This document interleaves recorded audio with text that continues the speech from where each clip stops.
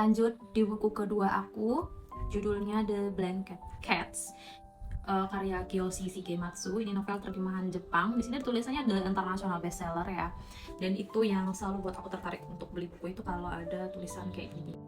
Di bab awal itu kita dihadirkan sama cerita tentang suami istri yang kesepian karena mereka tidak memiliki anak, dan akhirnya mereka memutuskan untuk menyewa seekor kucing di sebuah toko penyewaan hewan. Itu nama tokonya itu Blanket Cats. Aku sebenarnya penasaran dengan cerita suami istri itu gimana pada akhirnya, karena di situ dia diceritakan bahwa mereka tuh ada problem-problem lah dalam rumah tangga mereka, ada kesepakatan-kesepakatan yang menurut aku cukup aneh untuk suami istri gitu. Dan aku penasaran pada akhirnya mereka bakal seperti apa. Tapi ternyata di bab itu cukup menggantung, jadi tidak ada kelanjutan tentang pada akhirnya kehidupan tokoh-tokoh di dalam cerita itu seperti apa.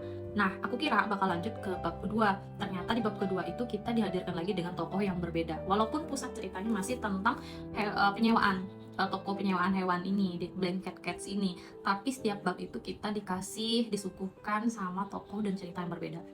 Dan yang membuat aku penasaran itu, kenapa harus setiap bab itu menggantung. Buku ini kayak memberikan kita jawaban kenapa orang-orang memutuskan untuk memelihara seekor hewan, baik kucing maupun anjing. Nah, di buku ini tuh memang kebanyakan tokoh itu menghadirkan nuansa apa ya, kesepian, kemudian ada nuansa bingung, nuansa putus asa, dan rasa-rasa itulah yang menyebabkan mereka itu pada akhirnya memutuskan untuk memelihara seekor hewan gitu.